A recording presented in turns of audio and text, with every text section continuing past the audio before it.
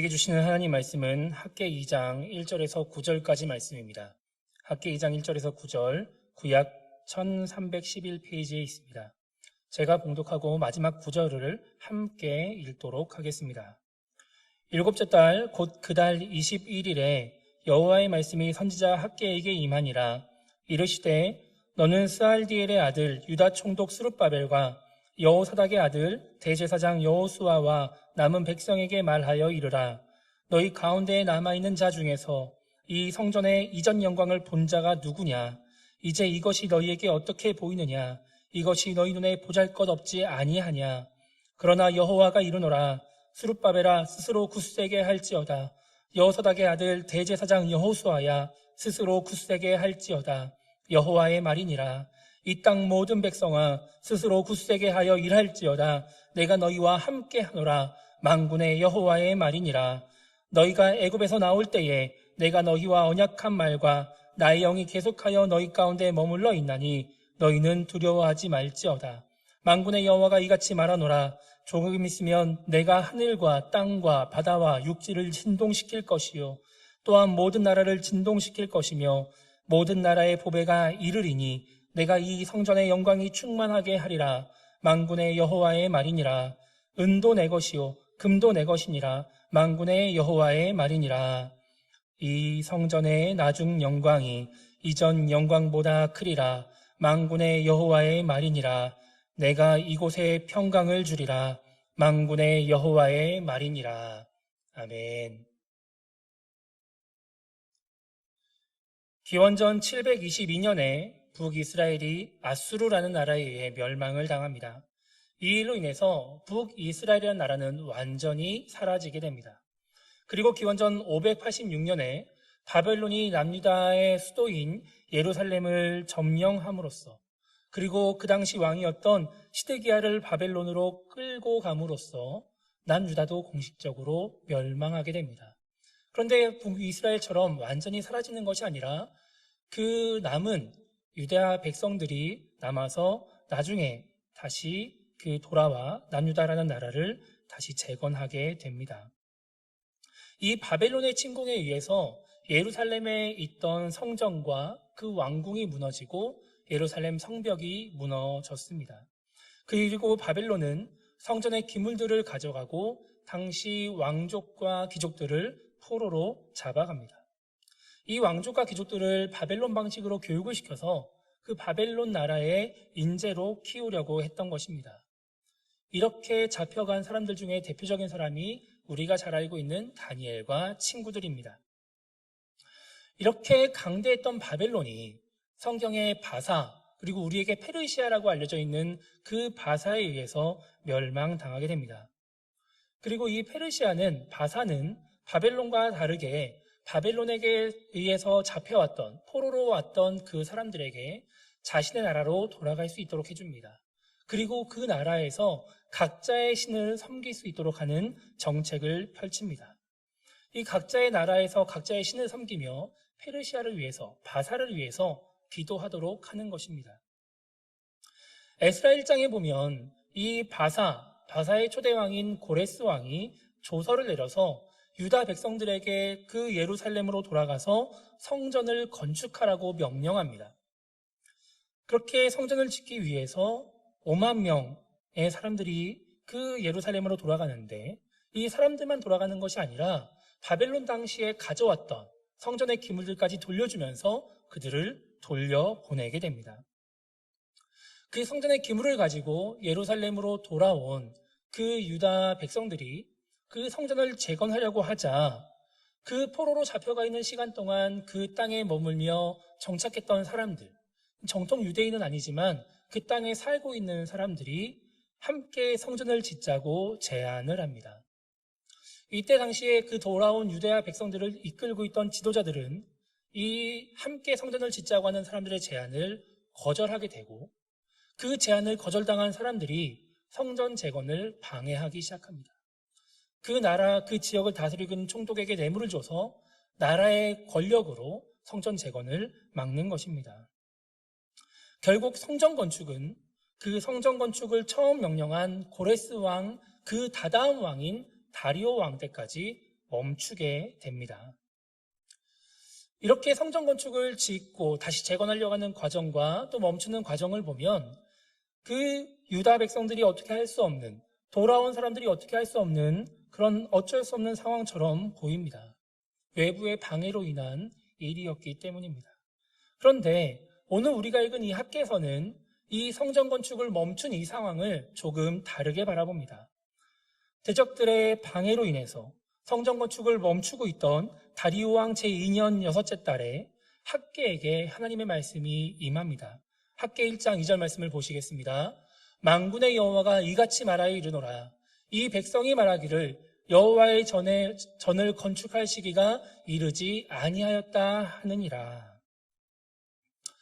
외부의 방해에 의해서 성전 건축을 멈춘 줄 알았는데 오늘 말씀해 보니까 이스라엘 백성, 유다 백성들이 성전 건축할 때가 이르지 않았다 이렇게 말을 하면서 성전을 재건하지 않고 있더라는 것입니다.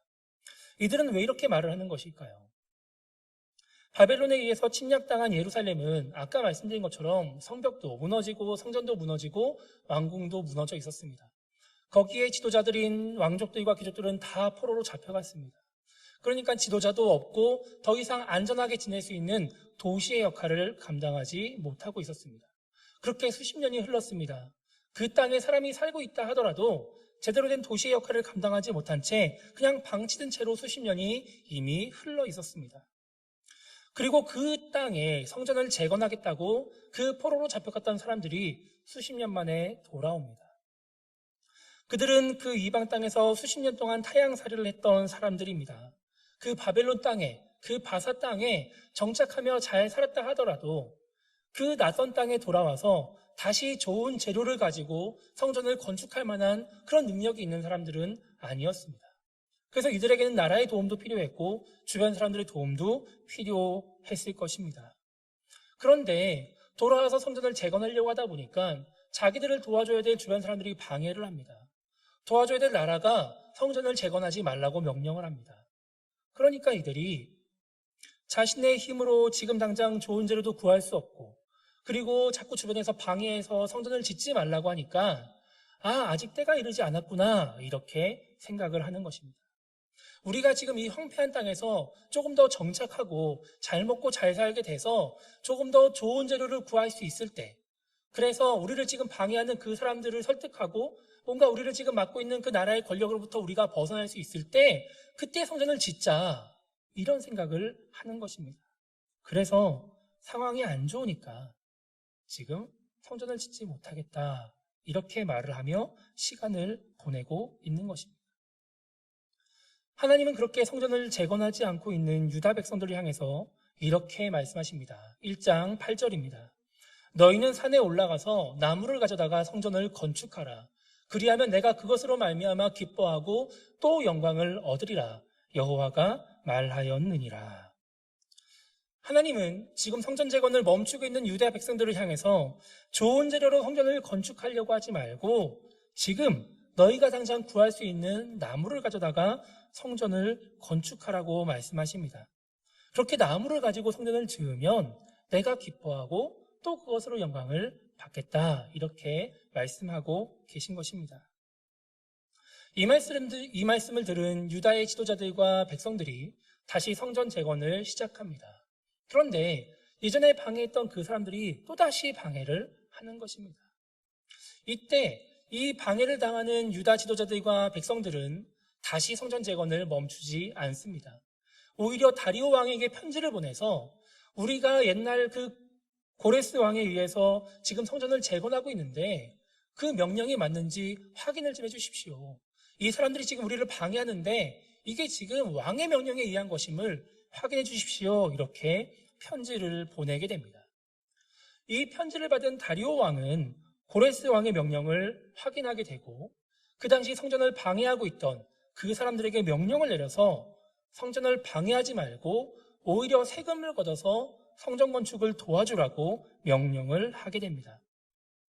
이런 일들을 거쳐서 드디어 성전이 완공되었습니다. 이제 성전이 완공되고 그들이 원했던 그 일이 완성되고 나서 이제 하나님께 마음껏 예배드릴 일만 남았습니다. 그런데 그런 상황 속에서 또 다른 문제가 발생합니다. 오늘 본문 말씀 2장 3절을 보시기 바랍니다. 너희 가운데 남아있는 자 중에서 이 성전의 이전 영광을 본 자가 누구냐? 이제 이것이 너희에게 어떻게 보이느냐? 이것이 너희 눈에 보잘것없지 아니하냐? 그 수십 년간의 포로 생활을 마치고 돌아온 사람들 중에 예전 성전의 모습을 기억하는 사람들이 있었습니다. 그 다윗이 재료를 준비하고 솔로몬이 지은 그 멋있는 성전, 그 위대한 성전의 모습을 기억하는 사람들이 오늘 말씀처럼 나무로 지은 성전을 바라보면서 무슨 생각을 했을까요? 앞에서 말씀드린 것처럼 그 포로로 잡혀간 유다 백성들은 수십 년 동안 이방 땅에 살면서 정착을 했습니다. 많은 사람들이 그 땅에서 정착했기 때문에 고레스 왕이 돌아가라고 명령했을 때 모든 유대인들이 다 돌아오지 않았습니다. 이 지금 돌아온 사람들은 그 수십 년 동안 정착했던 그 삶의 터전을 다 버리고 돌아온 것입니다. 성전을 건축하겠다고, 그 성전에서 마음껏 하나님께 예배하고 제사 드리겠다고 그 모든 것을 다 포기하고 돌아온 것입니다. 그렇게 돌아와서 성전을 짓고 하나님께 제사를 드리려고 하는 그 마음을 갖고 있었던 그 사람들이 성전을 재건하면서 얼마나 기대감을 갖고 있었을까요? 그 예배를 드리고 싶어하는 그 바람이 얼마나 컸을까요? 지금도 우리가 교회를 새로 건축하면 막 그곳에서 드릴 예배가 막 기대가 되고 그곳에서 할 신앙생활이 막 기대가 되는데 이들은 그 수십 년을 기다린 이 사람들은 오죽했을까요? 그렇게 기대를 갖고 와서 성전을 재건하려고 하는데 여러 방해가 있습니다. 그 방해를 뚫고 간신히 성전을 지었습니다. 그런데 그 성전이 너무 볼품 없는 것입니다. 이게 진짜 성전이 맞나? 이전에 의리의리했던 그 웅장한 성전은 다 어디 갔나? 막 이런 생각이 드는 것입니다. 이전 성전처럼 의리의리하지도 않고 소위 삐까뻔쩍하지 않은 그 모습을 보면서 그들은 낙심합니다. 그들이 기대하고 꿈꿨던 성전의 모습이 아니었기 때문입니다. 그리고 그들은 걱정합니다. 이렇게 볼품없는 성전에서 하나님께 제사를 드려도 될까? 이렇게 볼품없는 성전에서 드리는 그 제사를 통해서 하나님이 기뻐하시고 영광을 받으실까? 이런 곳에서 하나님이 과연 함께 하실까? 그들은 그렇게 걱정합니다. 하나님은 그렇게 걱정하고 있는 유다 백성들을 향해서 이렇게 말씀하십니다. 너희가 애굽에서 나올 때에 내가 너희와 언약한 말과 나의 영이 계속하여 너희 가운데에 머물러 있나니 너희는 두려워하지 말지어다. 만군의 여호와가 이같이 말하노라. 조금 있으면 내가 하늘과 땅과 바다와 육지를 진동시킬 것이요 또한 모든 나라를 진동시킬 것이며 모든 나라의 보배가 이르리니 내가 이 성전의 영광이 충만하게 하리라. 만군의 여호와의 말이니라. 그리고 9절에서도 이렇게 말씀하십니다. 이 성전의 나중 영광이 이전 영광보다 크리라. 만군의 여호와의 말이니라. 내가 이곳에 평강을 주리라. 만군의 여호와의 말이니라. 지금 이 볼품없는 성전을 보면서 낙심해 있는 유다 백성을 향해서 하나님이 과연 이런 곳에서도 함께 하실까 걱정하는, 하나님이 이런 성전을 통해서도 영광 받으실까 걱정하는 그 유다 백성들을 향해 하나님이 말씀하시는 것입니다. 너희가 애굽에서 나올 때 내가 언약한 말과 그 영이 여전히 너희와 함께하고 있다. 그러니까 두려워하지 말아라. 내가 이 성전의 영광이 충만하게 할 것이다. 이 성전의 영광이 나중의 영광보다 이 성전의 영광이 이전 성전의 영광보다 더 클 것이다. 이렇게 그들을 위로하시는 말씀을 하고 계시는 것입니다. 오늘 말씀을 통해서 우리가 알 수 있는 것은 영광의 주체는 바로 하나님이시라는 것입니다. 여러분, 누가 성전의 영광을 충만하게 하십니까? 바로 하나님입니다. 성전을 지은 사람이 아닙니다. 성전에서 일하는 제사장들과 레위인들이 아닙니다. 그곳에서 제사하는 사람들이 아닙니다. 오직 하나님이 그 성전의 영광을 충만하게 하시는 것입니다. 하나님이 영광의 주체고 영광의 주관자이십니다. 그런데 유다 백성들은 자신들이 영광의 주체라고 생각했습니다. 그래서 성전을 멋지게 지어야 하나님께 영광 돌리고 하나님이 기뻐하실 것이고 하나님이 함께 하실 것이라고 생각했습니다. 그래서 지금 눈앞에 놓여져 있는 나무로 지은 그 볼품없는 성전을 보면서 낙심하고 걱정하는 것입니다. 우리가 멋진 성전을 지어서 하나님께 영광 돌려야 하는데, 우리가 그곳에서 하나님께 제사를 드리면서 하나님을 기쁘시게 해야 되는데, 지금 우리 눈앞에는 그런 볼품없는 성전이 있으니까 낙심하고 걱정하는 것입니다.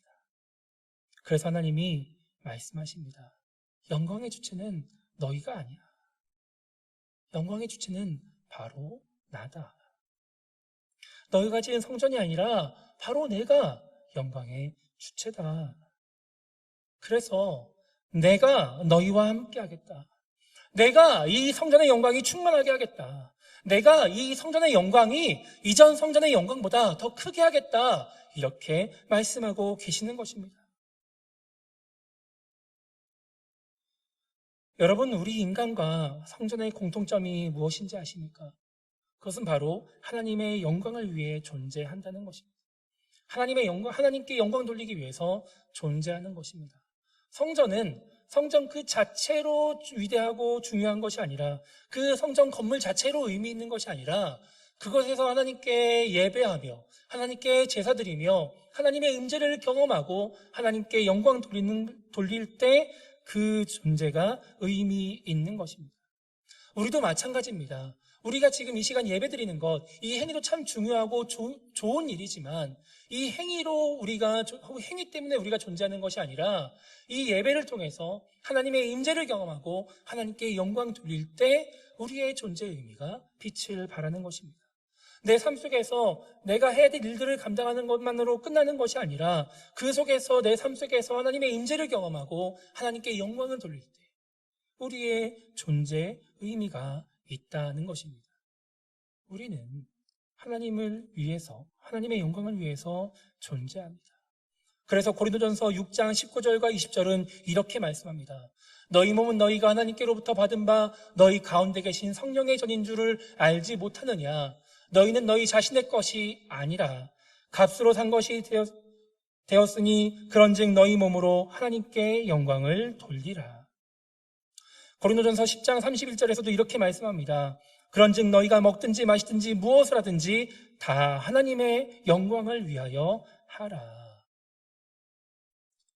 그래서 우리는 하나님께 영광을 돌린다, 이런 표현을 자주 사용합니다. 우리가 지금 앞에서 찬양했던 것처럼 하나님 영광 받아주세요, 하나님 영광 받으소서, 이러한 표현들을 사용합니다. 그런데 이러한 표현을 사용하면서 오해를 해가지고 우리가 꼭 하나님께 영광을 드리는 것처럼 생각합니다. 내가 하나님께 영광을 드려야 하나님이 영광을 받으시는 것처럼 생각하는 것입니다. 내가 하나님께 영광을 드리지 않으면 하나님이 영광을 못 받으시는 것처럼 생각을 하는 것입니다. 그래서 내가 하나님께 영광을 드리는 존재이기 때문에 내가 하나님께 영광 드리기에 합당한 자가 되어야 된다. 내가 하나님께 영광 드릴 만한 사람이 되어야 된다라고 생각을 하는 것입니다.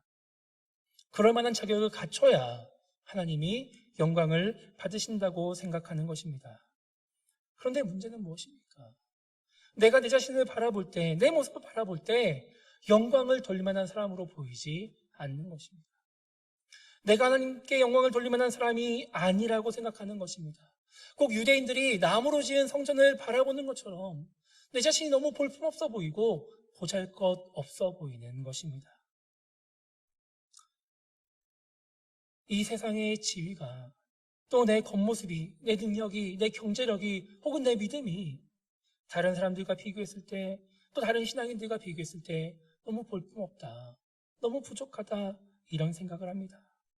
내 주변에 있는 다른 사람들을 바라보니까 저 사람은 능력도 있고 위대하고 더 잘났고 믿음도 있고 능력도 있고 재능도 있고 하나님께서 은사도 주신 것 같고, 그러니까 내 자신이 너무나도 초라해 보이고, 하나님이 과연 나 같은 사람을 통해서 영광 받으실까?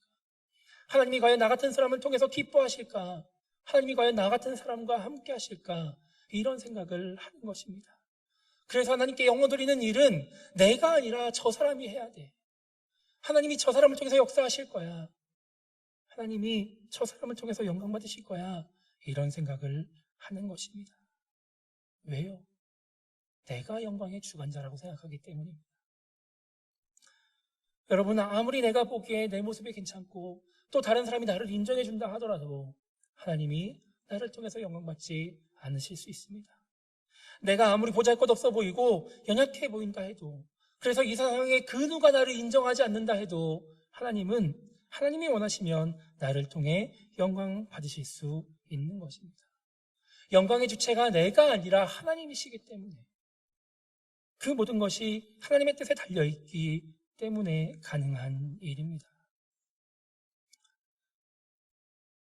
하나님께서 볼품이 있는 사람 혹은 능력 있는 사람, 그럴 만한 자격 있는 사람을 통해서만 영광받지 않으신다고 한다면 과연 하나님은 어떤 사람을 통해서 영광을 받으실까요? 오늘 말씀을 보면 하나님은 하나님의 말씀에 순종하는 사람을 통해 영광을 받으신다고 말씀하고 있습니다. 하나님은 유다 백성들이 의리의리한 성전을 지었기 때문에 그 성전의 영광을 충만하게 하시겠다고 말씀하신 것이 아닙니다. 그들이 솔로몬 성전보다 더 웅장한 성전을 지었기 때문에 이 성전의 영광이 이전 성전의 영광보다 더 클 것이다, 이렇게 말씀하고 계신 것이 아니었습니다. 그들이 비록 나무일지라도 그 나무로 성전을 지으라고 하는 하나님 말씀에 순종했기 때문에 하나님이 그들과 함께 하셨고 그 성전의 영광이 충만하게 하시겠다고 말씀하신 것입니다. 그 이전 솔로몬 성전도 마찬가지입니다.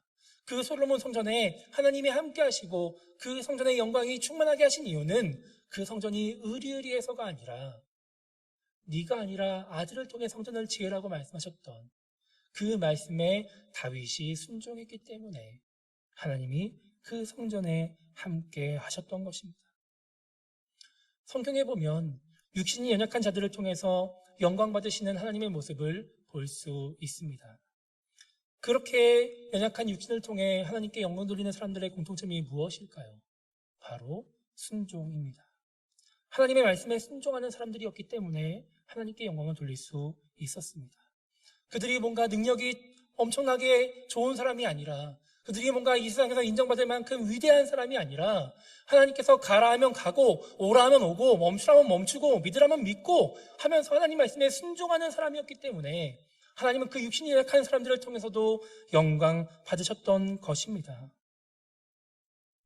지금 하나님이 우리에게 원하시는 것은 무엇일까요? 의리의리한 성전일까요? 그 의리의리한 성전을 짓기 위해서 하나님 말씀을 무시하는 것일까요? 아니면 하나님 말씀에 순종해서 나무로 성전을 짓는 것일까요?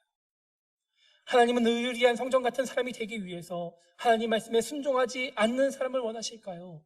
아니면 보잘것없지만 하나님 말씀에 순종하는 사람을 원하실까요? 하나님이 과연 누구를 통해 영광 받으실까요? 제가 좋아하는 찬양 중에 내 모습 이대로라는 찬양이 있습니다. 이 찬양의 처음 가사가 이렇습니다. 내 모습 이대로 사랑하시네. 연약한 그대로 사랑하시네. 만약 하나님께서 우리의 잘난 모습만을 사랑하시고 뭔가 그 모습을 통해서만 영광 받으신다고 한다면 우리는 이렇게 고백할 수 없습니다. 하나님 만약에 그런 분이시라고 한다면 우리는 이런 찬양을 할 수가 없는 것입니다. 하나님이 그런 분이 아니시기 때문에 우리는 하나님이 내 모습 이대로 사랑하십니다. 그 연약한 그대로 우리를 사랑하십니다. 라고 고백할 수 있는 것입니다. 사랑하는 성도 여러분, 나의 모습을 보면서 낙심할 필요가 없습니다. 주눅들 필요가 없습니다. 내가 아무리 보잘것없어도 하나님이 원하시면 우리는 하나님께 영광을 돌릴 수 있습니다. 우리를 통해서 하나님이 영광을 받으실 수 있습니다. 그래서 우리가 해야 할 일은 더 위대한 사람, 더 능력 있는 사람, 더 자격을 갖추는 사람이 되는 것이 아니라 지금 내 모습 그대로 최선을 다해 하나님의 뜻대로 하나님 말씀에 순종하며 살아가는 것입니다. 하나님이 원하시는 그 일들을 감당하는 것입니다. 그러면 하나님이 우리를 통해 영광 받으신다고 성경은 말씀하고 있습니다. 부디 그 영광의 주권이 하나님께 있음을 기억하시기 바랍니다. 하나님은 의리의리한 성전을 통해 영광 받으신 것이 아니라 하나님 말씀에 순종하여 최선을 다해 지은 그 나무 성전을 통해 영광 받으시는 분이심을 기억하시기 바랍니다. 그렇게 하나님이 원하시는 대로 최선을 다해 하나님의 뜻에 순종하여 하나님께 영광 돌리며 이 땅을 살아가는 우리 모두가 되기를 주님의 이름으로 축복합니다. 우리 함께 우리의 모습을 하나님께 고백하며 하나님의 뜻에 순종하며 살아가겠다고 결단하는 마음으로 찬양하도록 하겠습니다.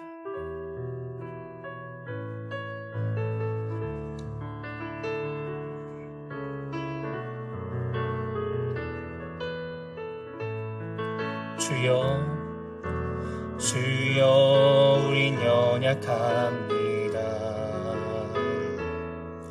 우린 오늘을 힘겨워합니다.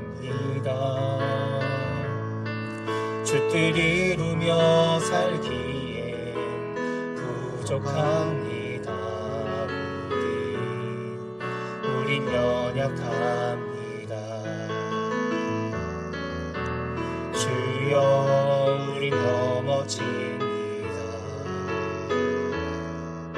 오늘 하루 또 실수합니다. 주의 긍휼을 구하는 죄인입니다. 우리 주만 바라봅니다. 한없는 주님의 은혜 온 세상 위에 넘칩니다. 가릴 수 없는 주 영광 온 땅 위에 충만합니다. 주님만이 길이오니 우린 그 길 따라갑니다. 그날에 우리를 이루신 주는 완전합니. 한없는 주님의 은혜, 한없는 주님의 은혜 온 세상 위에 넘칩니다.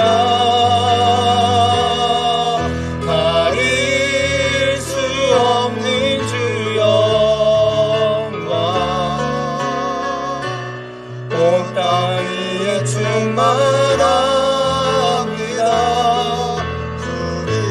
주님만이 길이오니 우린 그 길 따라갑니다. 그날에 우리를 이루신 주는 완전합니. 그날에 우리를 이루신, 그날에 우리를 이루신 주는 완전합니다.